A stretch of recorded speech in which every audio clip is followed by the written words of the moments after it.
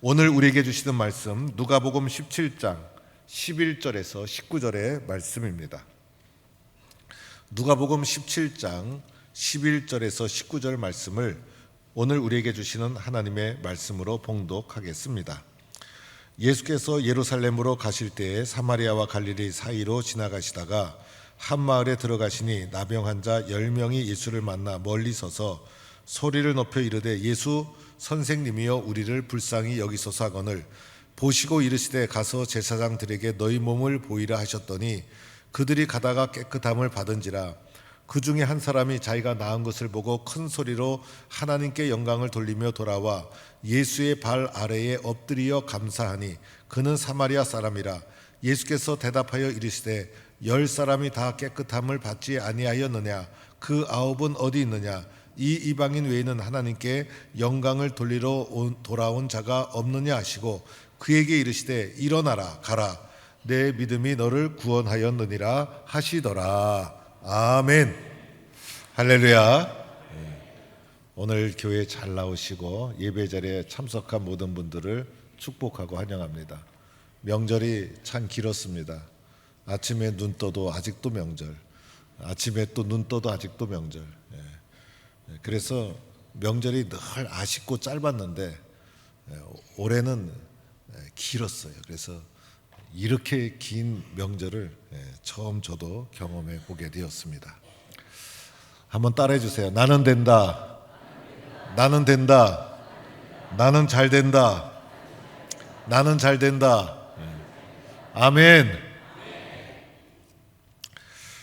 오늘 말씀은 예수님께서 나병 환자를 고치신 사건이 나오고 있어요. 오늘 예수님은 예루살렘을 향하여 가는 길이었어요. 우리의 인생도 예루살렘을 향하여 가는 인생이라 할 수가 있어요. 우리의 꿈, 우리의 목표는 예루살렘을 향하여 나가고 있지만은 지금 현재 가고 있는 것은 갈릴리와 사마리아를 지나가고 있는 거예요. 갈릴리는 가장 변방에 있는 나라, 변방에 있는 땅. 그래서 못 살고 어렵고 가난하고 병들고 그래서 버려진 땅이 갈릴리였고 가장 비참한 사람들이 살아가던 곳이 갈릴리였어요. 그리고 사마리아는 어떤 곳이었을까? 사마리아는 역사의 과정에서 혼합이 이루어져서 유대인으로부터 배척받은 땅이 사마리아. 그래서 이 갈릴리와 사마리아를 지나가는 것이 현재 예수님의 모습인데 오늘 우리의 인생의 현주소를 말해주고 있다라고도 할 수가 있어요. 그러던 중에 예수님께서 한 마을에 딱 들어가시는데 그 마을에서 10명의 나병 환자를 만난 거예요. 나병 환자 집단을 만난 거예요. 나병 환자를 때로 만난 거예요. 그래서 갈릴리와 사마리아를 지나가는 것, 이곳을 거쳐 살아가는 그것도 원망스러운데 더하여 나병 환자로 살아가고 있으니 오늘 이 사람들이 얼마나 비참하고 그리고 절망적인 상황이었겠습니까? 이 나병은 요즘은 좀 인격적으로 표현해서 한센병, 옛날에 문둥이 이래가지고 이제 아주 하대하는 그런 용어를 썼죠. 그래서 자기의 살이 골마서 이제 피부가 떨어져 나가고 살이 떨어져 나가도 아플 줄 모르는 아주 불치병, 고칠 수 없는 불치병이 바로 이 나병이었던 것이에요.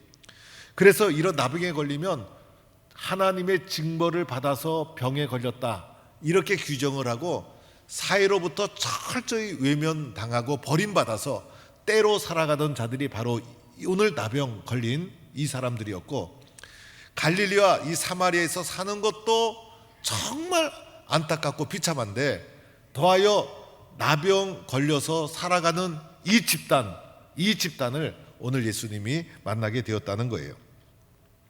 그런데 오늘 이들의 마지막 부분을 보니 오늘 말씀에서 마지막 부분을 보니 마지막 부분에 이렇게 설명되어 있어요. 14절에 가보니 깨끗함을 받은지라.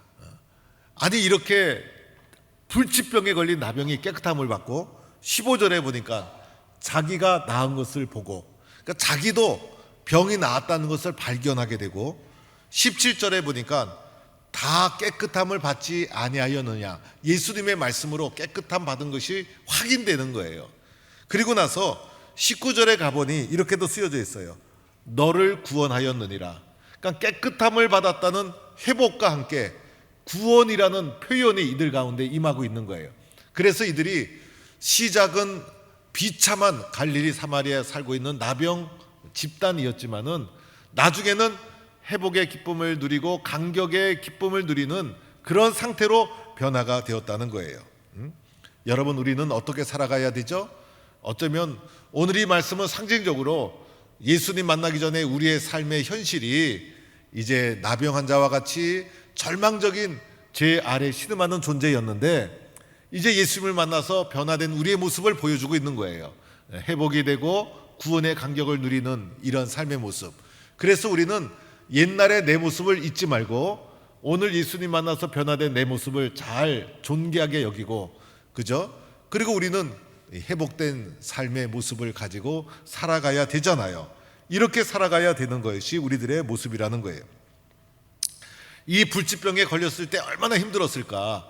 우리도 몸이 아파서 병원에 입원할 때 있잖아요. 병원에 입원할 때는 그 병이 크고 작던 간에 자기에게는 죽을 것 같은 병인 거예요. 내 힘으로 고칠 수가 없는 거예요.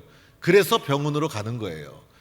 주중에도 제가 존경하는 목사님이 119에 실려서 갔는데 큰 병은 아니고 간단한 병이어서 하루 만에 퇴원을 했다고 하는데 119에 실려서 갈 때는요, 그냥 그 목사님도 자기 천국 가는 줄 알았대요. 그런데 병원 가서 의사의 진료를 받다 보면 회복이 되고 나중에는 의사분이 이제 퇴원해도 되겠습니다라고 말하면 얼마나 기쁘겠어요. 그래서 이렇게 나병 환자로 시작이 되었지만은 마지막에는 회복과 구원의 기쁨을 누리는 단계로 변화된 모습으로 나타나고 있는 것이 오늘의 모습인 거예요. 자, 그러면 우리가 여기서 주목해야 될 것은 오늘 이 사람들이 회복되고 구원받았구나, 이거 참 중요해요. 그런데 더 중요한 것은 무엇이 이렇게 만들었을까? 처음과 나중 사이에 들어있는 이 과정을 주목해 봐야 돼요. 그렇죠, 여러분? 이 과정이 사람을 변화시킨 거예요. 공부 열심히 하니까 성적이 좋아진 거죠. 그래서 성적이 좋아진 결과는 공부 열심히 했기 때문에, 운동 열심히 하니까 건강해진 거죠.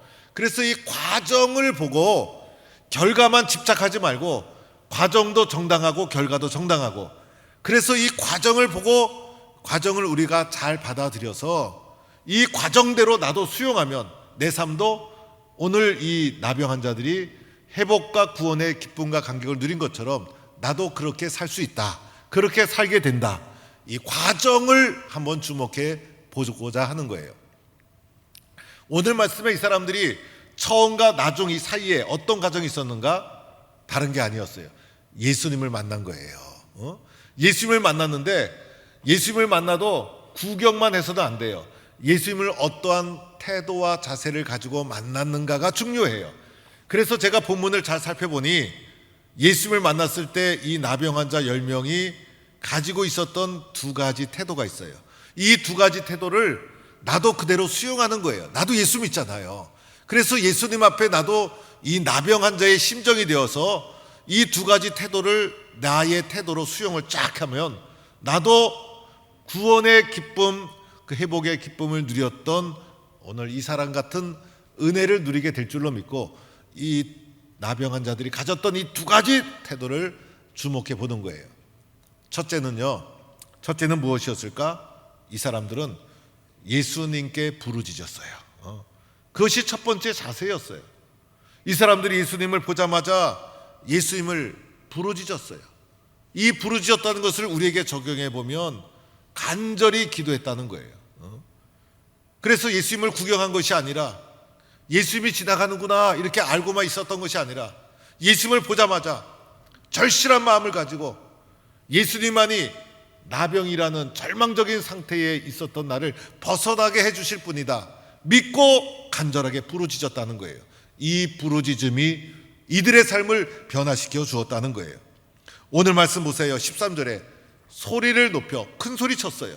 소리를 크게 외쳤어요. 우리에게 적용해 보면 기도 뜨겁게 해야 돼요. 소리 높여 기도해야 돼요. 열심히 기도해야 돼요. 그러다 보면 어떻게 됩니까? 나병 환자와 같이 절망적인 문제 속에 있더라도 기도하다 보면 길이 열리고, 기도하다 보면 문제가 해결되고, 기도하다 보면 용기가 생기고, 기도하다 보면 예수님이 도와주시고, 놀라운 역사가 기도 속에 담겨 있다는 거예요. 오늘 이분들이 이렇게 기도했다는 거예요. 그리고 또 이렇게도 표현되어 있죠. 멀리 서서, 멀리 있어요. 멀리, 예수님이 멀리 있는데 큰 소리로 기도하고 부르짖으니 내가 부르짖는 소리를 다른 사람이 다 들어요. 이게 쉽겠어요, 여러분? 얼마나 간절했으면 이렇게 했을까? 얼마나 간절했으면 이렇게 했을까? 이렇게 간절함으로 예수님께 부르짖었다는 거예요. 다른 사람이 내가 부르짖는 개인적인 부르짖음을 다 들을 수 있도록 큰 소리 외친다는 것은 절박한 심정이 아니면 할 수가 없는 거예요. 저는 젊었을 때 전철을 타게 되면 외판원이 가지고 와서 전철에 수많은 사람 앉아있는데 물건 팔잖아요. 야, 저 사람 대단한 용기다. 어쩌면 이렇게 많은 사람 앞에서 끄떡도 안 하고 말을 잘할까. 젊은 시절에 소심한 저는 물건을 사고 싶어도 살까 말까 살까 말까 하다가 그 말도 못했던 제 입장에서는 대단해 보였어요. 어떨 때는 딱 들어와가지고 여러분, 이것이 백화점에서 지금 엄청나게 팔리는 물건인데 이게 10만 원짜리입니다. 그런데 10만 원을 다 받느냐? 딱 잘라서 5만 원 받겠습니다. 5만 원 다 받느냐? 딱 잘라서 2만 원 받겠습니다. 2만 원을 다 받느냐? 딱 잘라서 1만 원만 받겠습니다. 그런데 이게 품절 상태입니다. 오늘 아니면 여러분 앞에 이게 팔 수가 없습니다. 품귀 현상이 일어나서 난리가 났습니다. 그러면 맨 처음에는 별것도 아닌 게 자꾸 깎아 내려가면 저거 안 사면 안 되는 거예요. 그래서 그거 사고 싶어 죽겠는데 그 용기 내는 것도 어려운데, 그래서 하여튼 억지로 용기 내가지고 사서 집에 가서 보면 전철 안에서 사기 전에 볼 때는 좋아 보였는데 집에 가서 사고 나서 자세히 보니까 사지 말아야 될 것을 산 거야. 그런데도 용기 낸 사람들 보면 대단하죠. 또 예수 믿으라고 전철관에서 소리 지르는 사람들, 방법은 불편하지만은 용기는 대단하다. 오늘 나병 환자들이 멀리 서서 부르짖었다. 간절함이 있었기 때문에 예수님 앞에 이렇게 나갔다는 거예요. 또 이들이 부르짖은 내용을 보니까 예수 선생이여 우리를 불쌍히 여기소서. 기도의 타겟이 분명했죠. 예수님을 부르짖고 예수님을 찾은 거예요. 그리고 우리를 이렇게 표현했죠. 내 문제 꺼내놓기도 얼마나 갈급합니까? 그런데 오늘 10명의 나병 환자는 나라는 개인을 넘어 우리라는 공동체 의식, 우리라는 가족 의식, 우리라는 교회 의식을 딱 붙잡고 기도하고 있었다는 거예요. 또 마지막에 가보면 불쌍히 여기소서, 예수님 내 병 고쳐주세요라고 부르짖을 수도 있지만은 뭐라고 했어요? 불쌍히 여겨 주옵소서. 깊이 있는 성찰이 있었다는 거예요.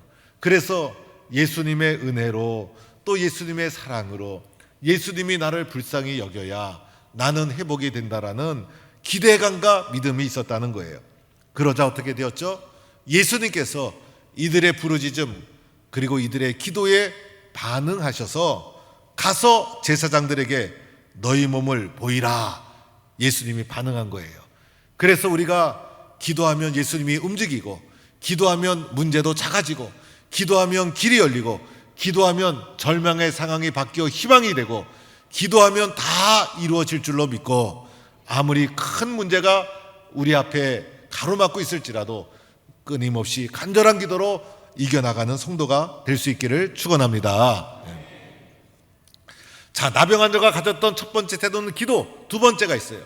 두 번째는 오늘 본문을 보니 후반부에 하나님께 영광, 하나님께 영광이에요.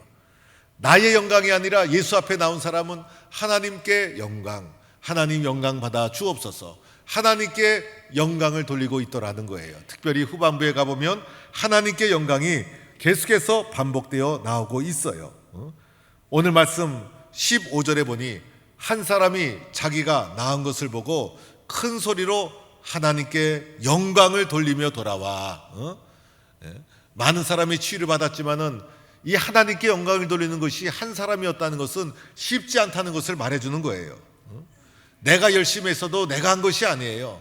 하나님의 은혜인 거예요. 그래서 우리들은 늘 하나님께 영광을 돌리는 마음을 잃지 말아야 하는 거예요. 큰 소리로 외쳤다는 것은 전폭적으로 하나님께 영광을 올려드렸다는 거예요. 하나님께 영광을 올려드리니 이 사람이 예수님께 돌아와 어떻게 했어요? 발 아래 엎드렸어요. 발 아래 엎드렸다는 것은 굴복했다는 거예요. 여러분, 누가 굴복할 수 있겠어요? 여러분 굴복하며 살 수 있겠어요? 요즘은요, 아내도 남편에게 굴복 안 해요. 요즘은 자녀도 부모에게 잘 굴복 안 해요. 그런데 하나님께 영광을 올려드리면 우리는 누구에게도 낮아질 수 있어요. 누구에게도 굴복할 수 있어요. 하나님께 영광을 된다면 나는 무엇이든지 섬길 수가 있는 거예요. 그래서 하나님께 영광이 되는 마음이 쫙 올라오니까 이 사람이 예수의 발 앞에 굴복할 수가 있었던 거예요. 그리고 나서 무엇을 했습니까? 감사하니, 하나님께 영광을 돌리니 감사한 마음이 올라와요. 그래서 하나님께 영광을 돌릴 때 감사의 마음이 올라오고 발 아래 굴복할 수 있지만은 나의 영광을 구하다 보면 어떻게 됩니까?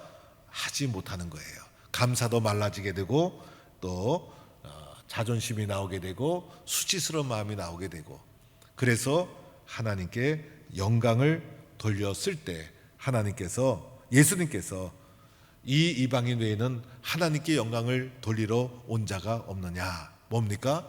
하나님께 영광을 돌리러 온 자를 예수님은 찾고 있는 것이고, 예수님이 원하시는 것은 예수 믿는 우리가 하나님께 영광을 돌리는 삶을 살기를 원하고 있다는 거예요.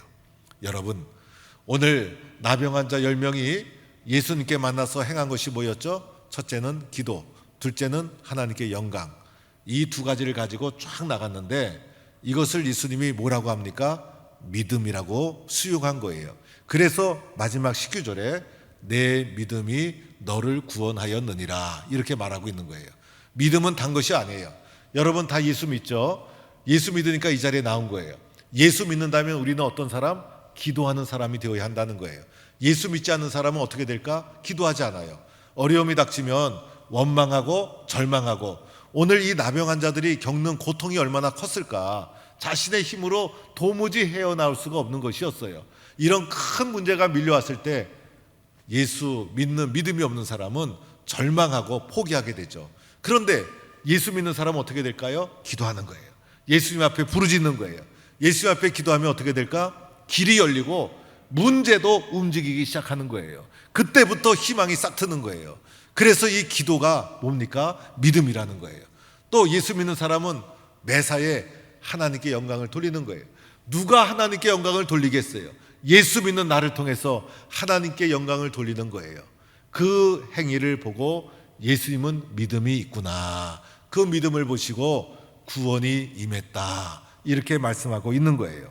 오늘 우리도 이렇게 기도와 또 하나님께 영광, 이 두 가지를 꽉 붙잡고 믿음으로 예수님께 나가면 예수님께서 믿음이 있구나, 그래서 우리의 믿음을 칭찬해 주시고, 우리가 마치 나병 걸린 자처럼 죄 아래 신음하며 살아가던 우리들, 세상에 내 힘으로 헤어날 수 없는 엄청난 어려움과 인생의 무거운 짐을 지고 살아가는 우리들을 우리 예수님은 회복시켜 주시고 구원해 주셔서 은혜의 삶을 살아갈 수 있도록 축복해 주실 줄로 믿습니다.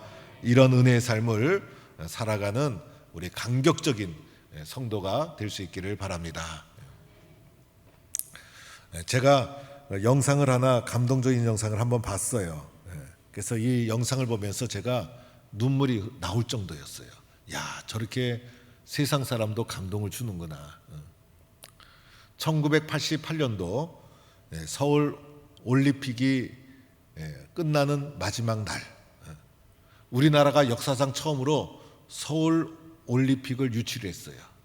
올림픽을 탁 유치해가지고 마지막 날이 탁 되었는데 금메달 하나만 더 따면 올림픽 성적이 종합 4위가 되는 거예요.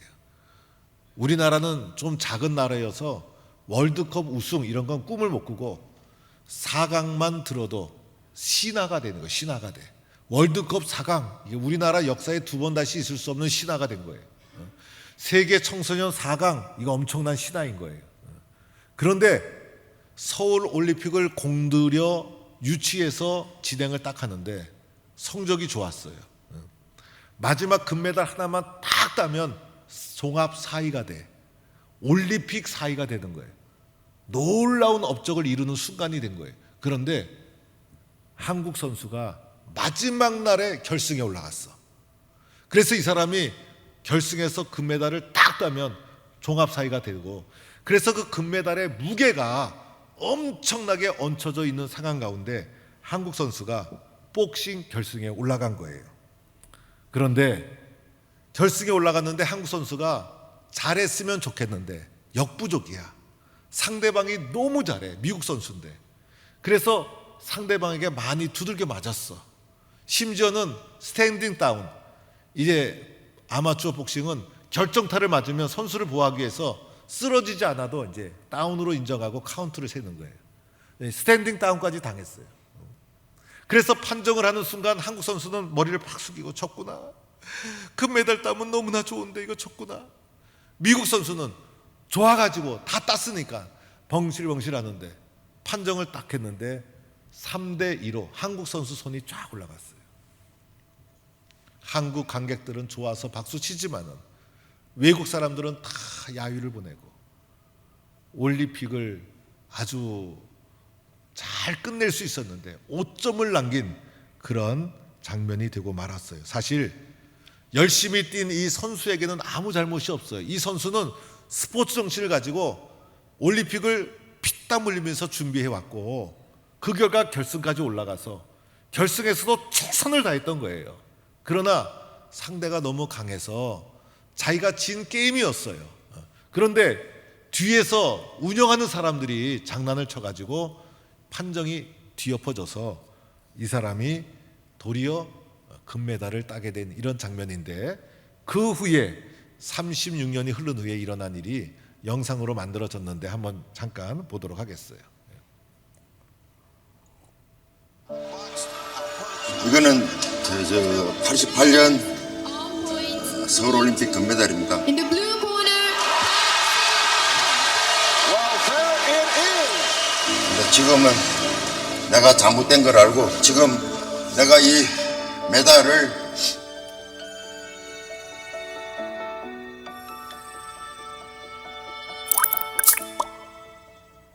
North Korea.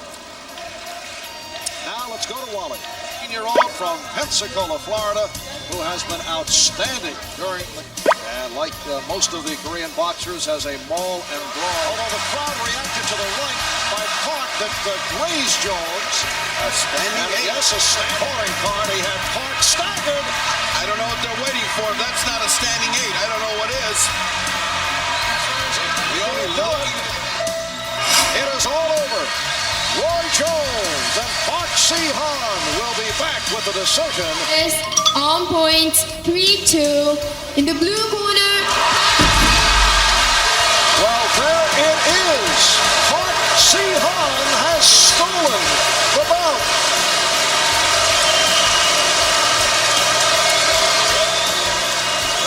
Roy Jones stunned. Ken Adams into the ring.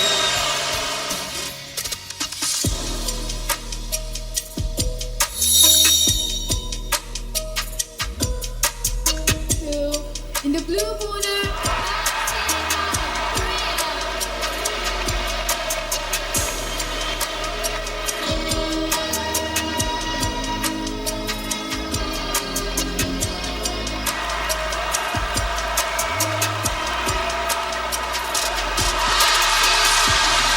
Well, there it is.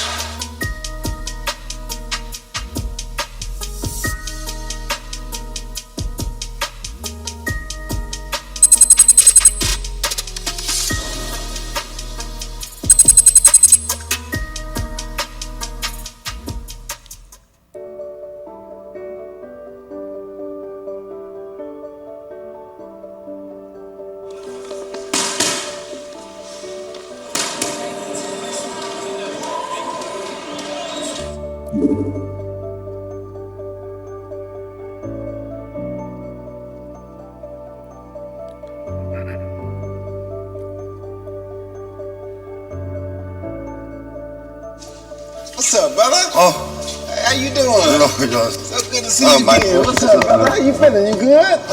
Wow. 나 Wow. 36년 동안 와. 당신을 이기기 위해서 기다렸어. So good to see you, my Yeah. brother. Wow. Was to get in the ring.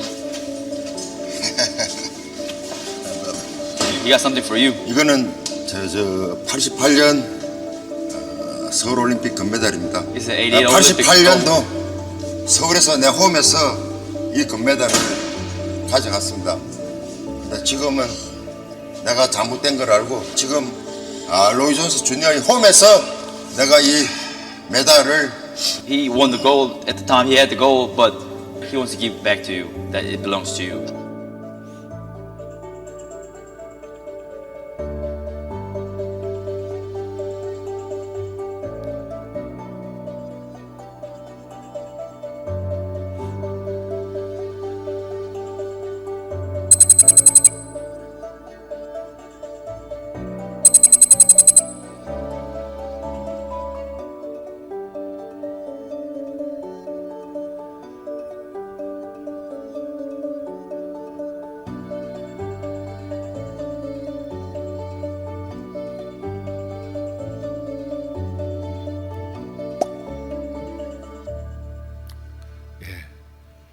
그러니까 올림픽 선수로 나가기 위해서 청춘을 불태우면서, 그죠?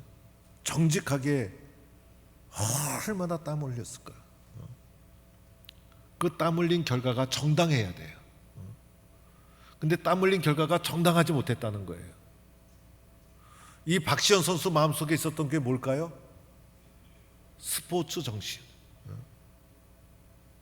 정당한 땀의 결과를 받아야 그게 정당한 거고 자부심이 있는 거예요. 그걸 자기가 용납할 수가 없었던 거예요. 저는 이 장면을 보면서 감동을 받고 내 모습을 돌아봤어요. 예수 믿는 난데, 예수님과 함께 동행하는데 정당한 과정을 가지고 결과를 바라야지, 정당한 과정도 없이 결과만 크게 바라면 내가 무슨 사람일까? 스포츠 정신보다 못한 거예요. 그러니까 예수 믿으면서 그래도 예수님이 나한테 있는데 어렵고 힘들 때 주님께서 도와주실 줄로 믿고 간절히 믿음으로 기도하고 하나님께 영광을 돌리는 삶의 자세를 가지고 이 길을 걸어가고, 그래서 당연히 주어지는 결과, 그때 주어지는 기쁨, 그것을 바라봐야 되지 않겠어요? 그러나 기도하지 않고 나의 욕심만 채우면서 결과를 기대한다면 그것은 잘못된 것이죠. 혹시 우리 마음속에 이런 모습이 없는지 돌아보면서, 하나님, 그래도 내가 나병한 자와 같이 소망 없이 살던 내가 예수님 만났는데 내가 기도하며 살게 해주세요. 의지하며 살게 해주세요. 세상 문제 보고 포기하거나 낙심 절망하지 않고 기도하고 하나님께 영광을 구하는 길을 걷게 해주세요. 그러면 주님께서 회복의 기쁨과 구원의 간격을 허락해 주실 줄로 믿습니다. 이런 은혜를 누리는 성도가 되기를 간절히 축원합니다. 하나님 감사합니다. 부족하고 연약한 저희들을 불러주셔서 자녀 삼아주신 것도 감사한데 자녀답게 살지 못한 것 있으면 용서하여 주옵소서. 예수님 담대하게 믿고 어떤 어려움 속에서도 기도하고 의지하고 부르짖고, 그리고 저의 심장 속에는 하나님의 영광을 구하는 겸손한 길을 걷게 하여 주셔서 예수님 때문에 내 삶이 어렵고 힘들어도 마침내는 회복과 구원의 기쁨과 감격을 누리는 삶으로 나아가고 열매 맺을 수 있도록 우리들의 삶을 인도하여 주옵소서. 예수님의 이름으로 기도드립니다. 아멘.